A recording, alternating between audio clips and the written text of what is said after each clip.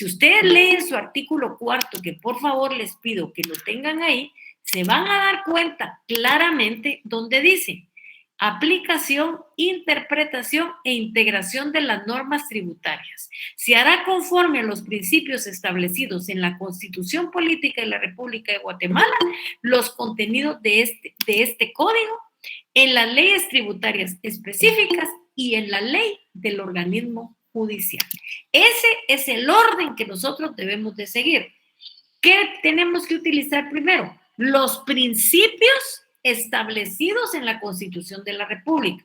¿Cuáles son esos principios? Esos principios son los que nosotros vimos en el punto número 2, los principios fundamentales del derecho tributario. ¿Cuáles son?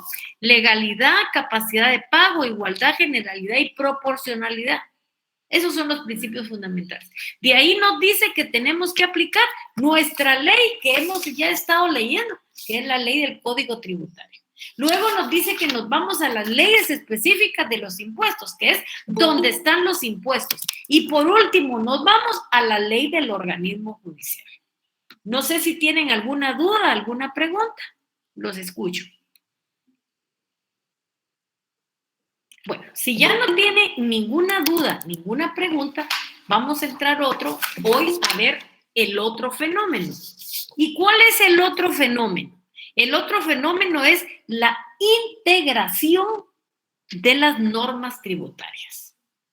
Entonces, la integración de las normas tributarias. ¿Qué es lo importante en el tema de la integración? ¿En dónde tenemos que nosotros poner atención? ¿Qué es lo sobresaliente que nosotros debemos de aprender?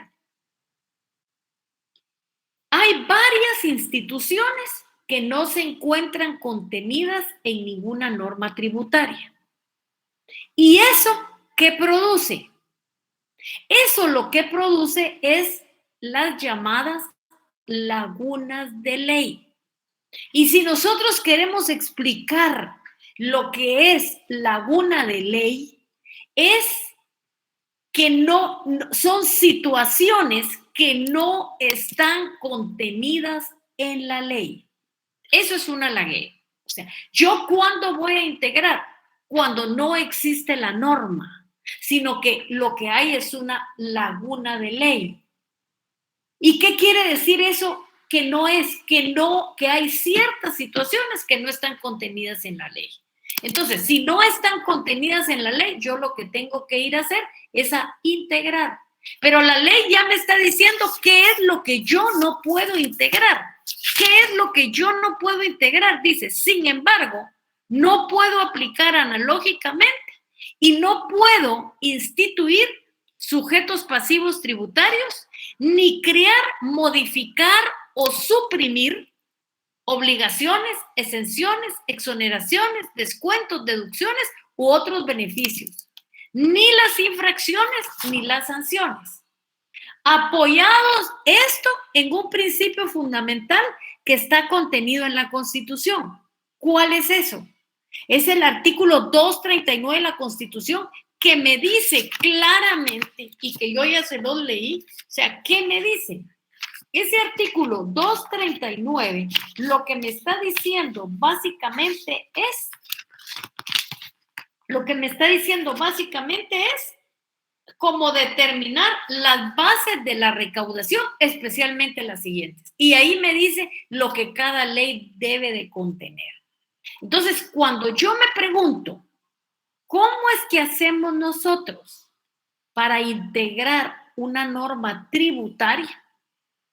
Lo primero que tenemos que tener claro, lo primero que nosotros nos tenemos que contestar es que integrar significa que integrar consiste en colmar. Y si nosotros nos vamos al diccionario de la Real Academia Española, lo que quiere decir colmar es llenar. Llenar una laguna existente en la ley, mediante la búsqueda de otra norma que puede ser aplicable al caso concreto, pero que en ninguna medida va a crear sujetos, como lo dice el artículo 5. que no puedo yo utilizar la analogía para instituir sujetos pasivos.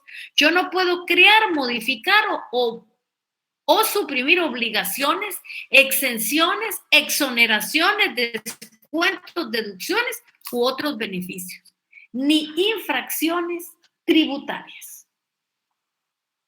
Y esto nosotros lo podemos resumir, que lo que nosotros pretendemos llenar es un vacío existente en la ley. O sea, colmar una laguna de ley mediante la búsqueda de la norma aplicable al caso. Y la misma ley nos dice a qué debemos de estar supeditados. Sí, aquí Max, ¿qué manda? Buenas tardes, licenciada Dora. Hola, Max.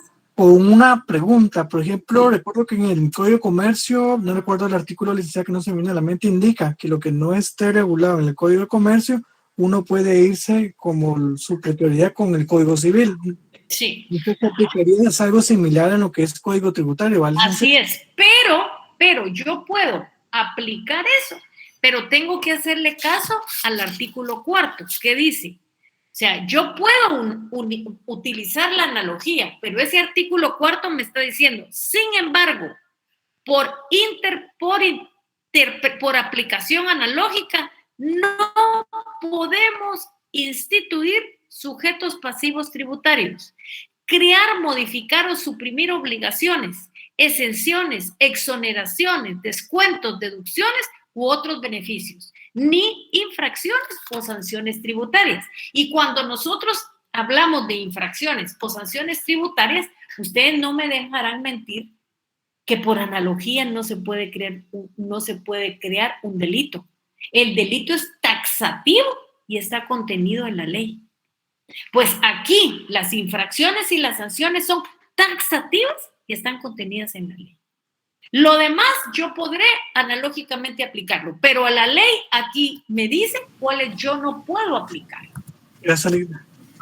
No tenga pena. Entonces aquí les estaba diciendo yo que se debe integrar supeditado a la Constitución, al Código Tributario, a las leyes especiales y a la ley del organismo judicial. Y eso no es porque yo lo diga, sino que precisamente porque así está recogido en el artículo 4 de nuestro Código Tributario, que es nuestra ley especial, nuestra ley guía. ¿Qué nos dice el Código Tributario? Dice, la aplicación, la interpretación, la integración de las normas tributarias se hará conforme a los principios establecidos en la Constitución de la República de Guatemala, los contenidos en este código, en las leyes tributarias específicas y en la ley del organismo judicial. Por eso es que nosotros estamos supeditados a ese orden, porque lo dice el artículo 4 de nuestro Código Tributario. Antes de entrar en vigencia el Código Tributario, porque si ustedes se recordarán, este es un decreto que es 6-91, que entró en vigencia el 25 de marzo de 1991. Y lógicamente se tenían que resolver estos problemas de interpretación e integración. Entonces, ¿cómo se hacía? Se integraba de conformidad con el artículo 10 de la ley del organismo judicial, que también deberían de tenerlo ustedes por ahí encimita del escritorio. ¿Qué es lo que me dice a mí la ley del organismo judicial? Que la norma se integrará de acuerdo a lo siguiente: a la finalidad y al espíritu de la misma, a la historia fidedigna de la institución, a las disposiciones de otras leyes sobre casos o situaciones análogas y al modo que parezca más conforme a la equidad y al principio general del derecho. Así era como estaba. Y precisamente la ley del organismo judicial viene a ser complemento de lo que está aquí referido en nuestro Código Tributario. Entonces, les pido por favor también que tomen en cuenta que hay que leer el artículo 10 de la ley del organismo judicial. Dice, contradigan una norma jerárquicamente superior. Exactamente. Luego, entonces, aquí, actualmente, ¿cuál es el camino que seguimos? Actualmente que seguimos es el artículo 5.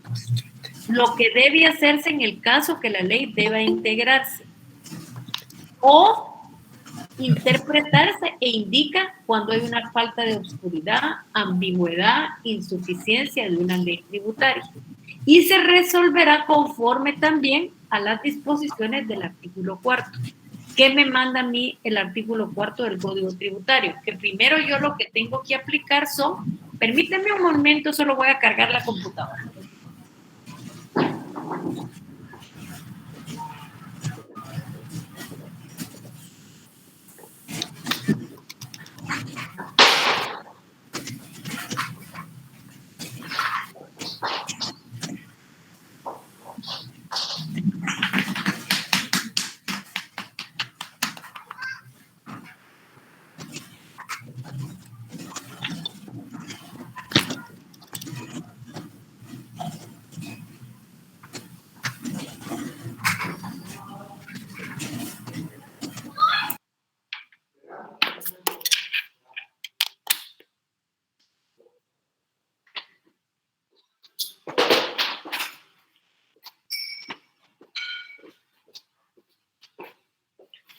Perdonen entonces, aquí estoy, entonces ya estoy ya. Y yo les decía que aquí, este artículo 5 dice, aplicación e interpretación e integración de las normas tributarias se hará conforme a los principios establecidos en la Constitución Política de la República. Ya les dije cuáles son esos principios. Son los principios fundamentales, entre los que están básicamente el principio de legalidad. Luego están los contenidos en este código, en las leyes tributarias específicas y en la ley del organismo judicial. Y esto, lógicamente, nosotros tenemos que saber que es muy importante. Pero aquí también tenemos que respetar que por aplicación analógica no pueden instituirse sujetos pasivos, ni crearse o modificarse o suprimirse obligaciones, exenciones, exoneraciones, descuentos, deducciones u otros beneficios, ni infracción o sanción tributaria. Y esto tiene una explicación bien lógica. ¿Y cuál es la explicación lógica? Que si nosotros estamos actuando de conformidad con el principio 239 de la Constitución, que es el principio de legalidad, en veces se me olvida, el principio de legalidad, ese principio lo que nos dice es lo que debe de contener la ley y al mismo tiempo nos dice que debe de haber una ley que tenga todas esas bases de la recaudación y el artículo lo define claramente. Entonces, si hay bases de recaudación y cada ley debe de tener las propias, nosotros no podemos estar creando figuras analógicas solo porque nosotros no las queremos explicar. Eso no está bien porque está en contra del principio de legalidad, que debe reconocer en el principio de legalidad que es el sistema base del sistema, es el sistema base del sistema jurídico guatemalteco y está en la Constitución Política de la República de Guatemala. Este artículo lo que está alejando es la posibilidad de aplicar supletoriamente otras leyes ordinarias para resolver los problemas que se presentan. La analogía dentro del campo del derecho tributario no se aplica en dos situaciones bien puntuales. ¿Cuáles son esas dos situaciones bien puntuales? El derecho tributario material o sustantivo, referido fundamentalmente al hecho imponible. ¿Cuál es el hecho imponible? Y nosotros lo vamos a ver más adelante en la relación jurídica tributaria. El hecho imponible precisamente es ese hecho jurídico que provoca el pago de un impuesto. Si nosotros miramos nuestra ley de circulación de vehículos, el hecho imponible o el hecho generador es que yo tenga un bien mueble que sea un vehículo. Ese vehículo puede ser terrestre, marítimo o acuático. Eso es lo que dice la ley. Y la otra situación es el derecho penal tributario. No se pueden crear delitos por analogía. Y si no se pueden crear delitos por analogía, lógicamente el derecho penal tributario aquí está incluido. Dentro del derecho penal tributario ya vamos a ver que está el falso testimonio. Hay un montón de situaciones que están precisamente ya indicados en el Código Tributario, que nosotros ya no vamos a descubrir el agua azucarada, porque ya la ley nos dice cuando el actuar de una persona se enmarca dentro de lo contenido en el Código Penal, lógicamente estamos hablando de derecho penal tributario. Y ustedes saben que no pueden crearse los delitos como uno quiere. Los delitos ya están hechos, los delitos ya están enmarcados dentro del Código Penal. Otra cosa que es importante que ustedes tengan claro es que en Guatemala, de acuerdo a los fallos emitidos por la Sala Contenciosa Tributaria, como por la Corte de Constitucionalidad, se está aplicando en lugar de aplicar la analogía, lo que se aplica de conformidad con el Código Tributario es los principios fundamentales en donde descansa el derecho tributario. Pues es importante agregar la importancia que tienen dichos principios. Por eso, todo abogado litigante, por eso todo magistrado dentro del ámbito tributario tiene que conocer y reconocer los principios fundamentales del derecho tributario.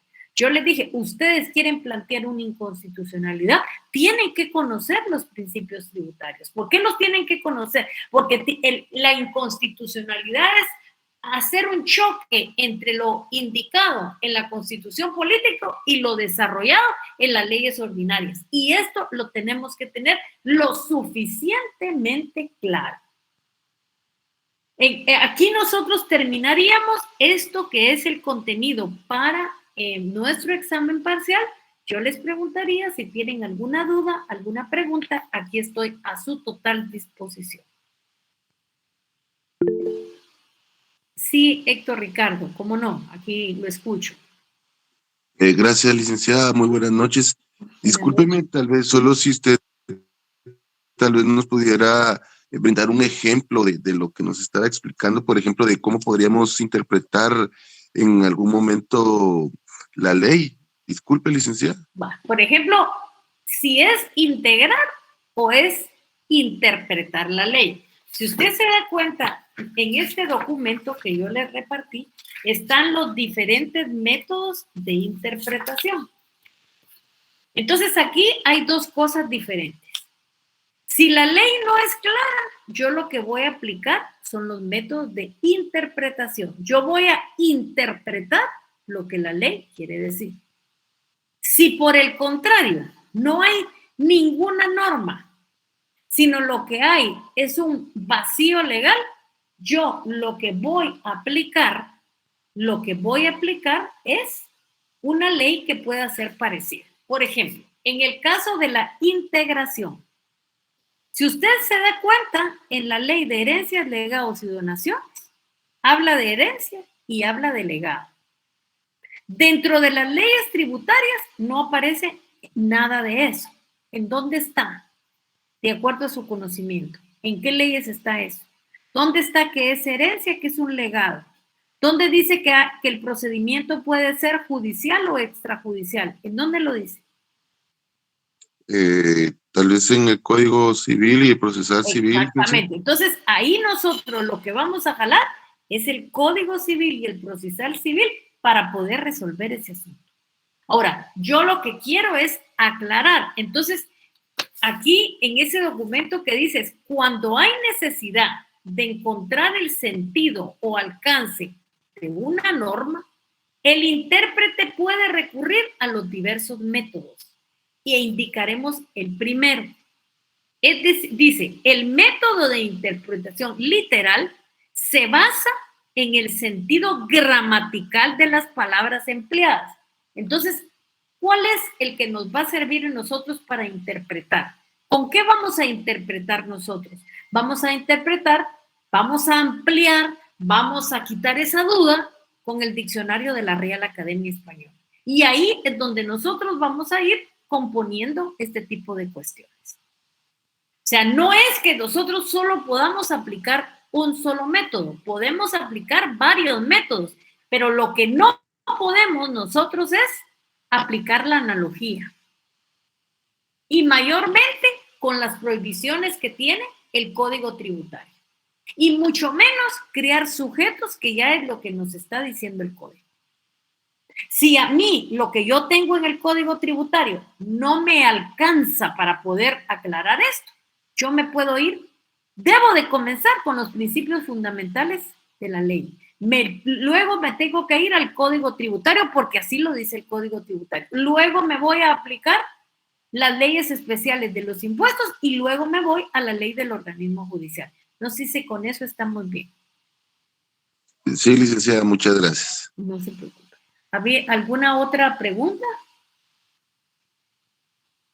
¿Que el documento que nos acaba de hacer llegar es contenido de examen? Sí. Si ustedes se dan cuenta, es el que ya habíamos comenzado a ver, que es el de la interpretación. Y no se lo acaban de mandar ahorita, sino que este documento anda desde el día jueves ya circulando. Sí, Jorge Sánchez Aldecoa, ¿qué manda? Sí, disculpe, licenciada, buenas noches.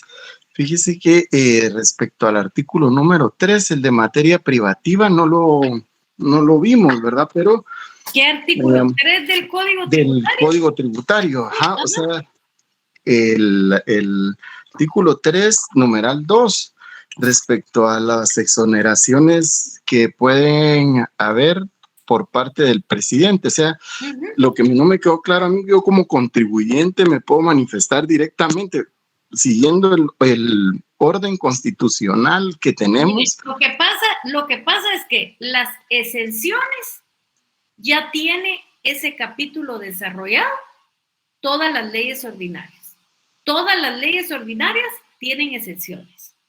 Condonaciones, recuerde usted que la condonación es una forma de extinguir la obligación tributaria. Y para condonar, se tiene que condonar con lo que me deben a mí y yo le debo al fisco. Ese es un procedimiento que yo debo de iniciar en la Superintendencia de Administración Tributaria. Luego habla de exoneraciones, descuentos y reducciones, pero también habla del artículo 183, que es el de la Constitución de la República, que lo vamos a leer ahorita. Y el 183 de la Constitución dice, refiriendo al R, que es el que nos interesa a nosotros, y dice exonerar, dice, el artículo comienza diciendo, son funciones del presidente de la República, la R, exonerar multas y recargos a los contribuyentes que hubieran incurrido en ellas por no cubrir los impuestos dentro de los términos legales o por actos u omisiones en el orden administrativo. Entonces, si usted quiere iniciar ese del 183R, lo inicie con un memorial dirigido al presidente para ver si le exonera. Lógicamente, solo le va a exonerar las multas y los recargos, porque los impuestos nunca los puede exonerar. Okay. Muchas gracias, licenciada, muy amable. Entonces, ¿alguna otra pregunta?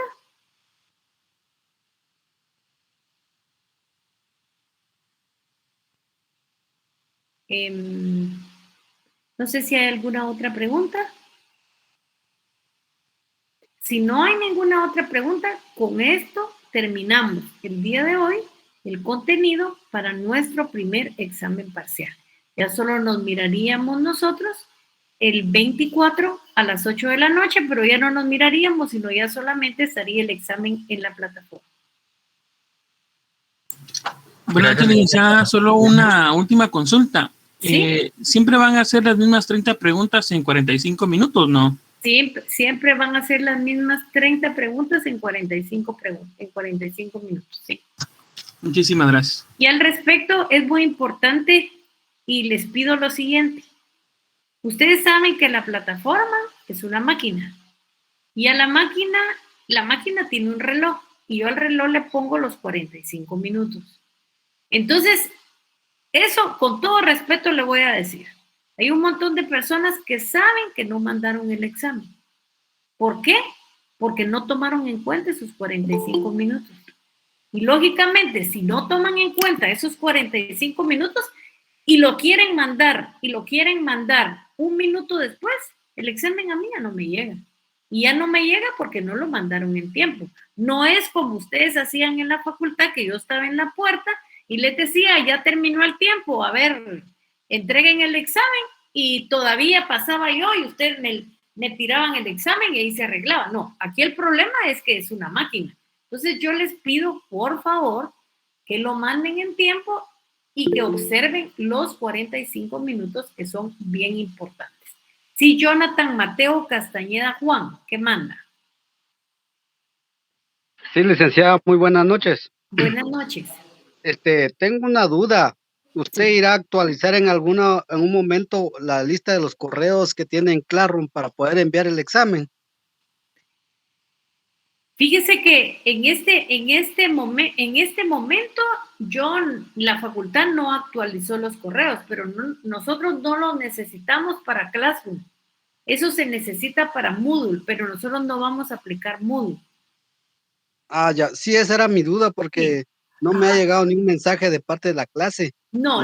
Aquí no le va a llegar nada, sino que simplemente hay dentro de, ¿cómo le dijera yo? Hay dentro de las notas que les mandamos, ¿cuál es la contraseña? Usted se mete y encuentra el primer examen parcial del derecho financiero y ya estuvo. Ah, ya, muchas gracias, licenciada, y disculpe ahí la intervención. No tenga pena, no se preocupe. Telegram, ¿qué dijo Pirir ahí? Lo enviaron en Telegram, dice. Ya lo enviaron, dice. Por Telegram. ¿Alguna otra pregunta? Ligna, disculpe. Sí. Ahora preguntan los compañeros por medio de Nazar el tema de la relación de clases entre exámenes.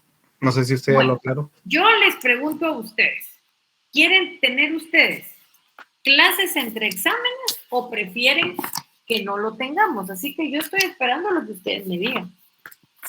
Ustedes me dirán si ustedes quieren las clases o no. Una cuestión que ustedes... Si nos apoya o nos puede apoyar, ¿no, licenciada? Pues, bueno, yo les soy honesta, por mí no hay ningún inconveniente.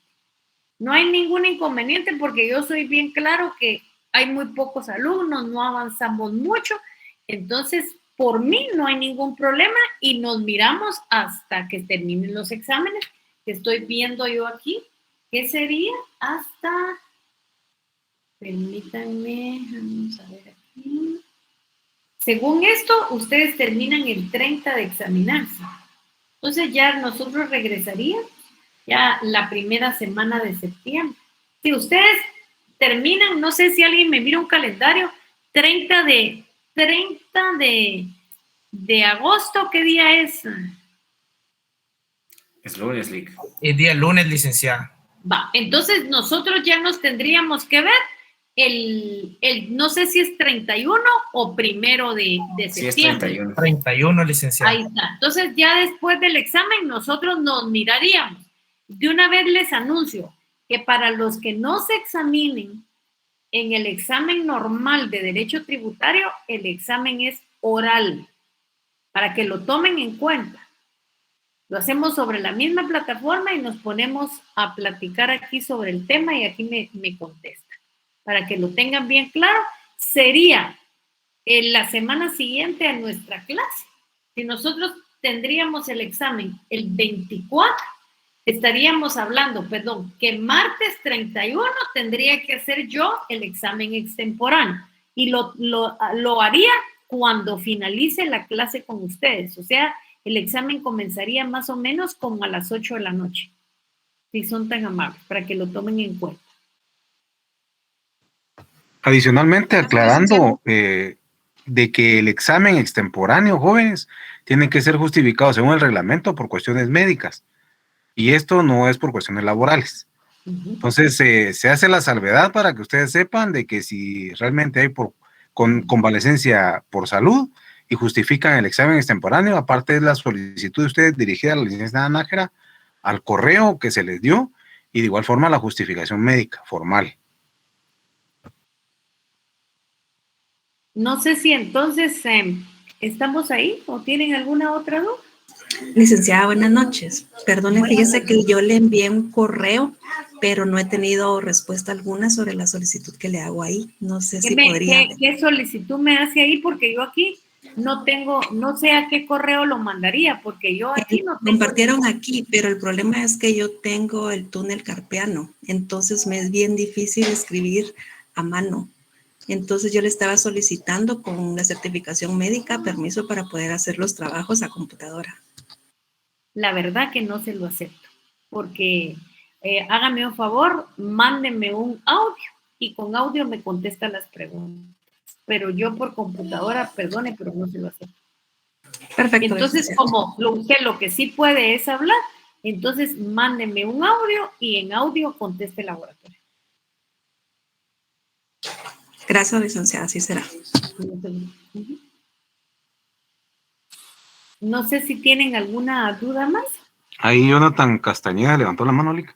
Sí, Jonathan, aquí estoy para servirle. ¿Qué manda? No, yo creo que Jonathan Mateo Castañeda Juan se quedó así. Ajá.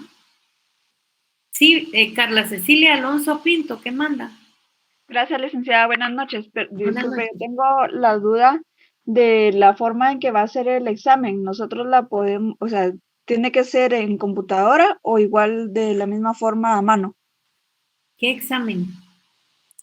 ¿El parcial? El parcial, usted sabe que aquí no lo pueden hacer, ustedes lo tienen que hacer en la plataforma. No hay ninguna manera que lo puedan hacer a mano. Ah, ok. Ustedes lo tienen que hacer sobre la plataforma Classroom y la única manera que permite la plataforma es hacerlo en computadora, no lo pueden hacer a mano. Okay. ¿Cómo lo haría a mano? No sé, la verdad le digo, o sea, aquí hay una plataforma y Classroom no me permite hacerlo en plataforma. Tal vez usted está pensando en el laboratorio. El laboratorio sí lo tiene que imprimir y ahí lo contesta a mano y de ahí lo escanea y no lo manda. Pero el examen es en plataforma Classroom. Sí, es que yo no he utilizado esa plataforma, entonces por eso era mi duda, licenciada. Muchas gracias. ¿Usted no estuvo el año pasado con nosotros? No, licenciada. Ah, bueno, sí. Entonces, por favor, que alguien ahí nos haga favor de orientarla, pero sí es la plataforma Classroom. Ok, muchas gracias. ¿Alguna otra pregunta?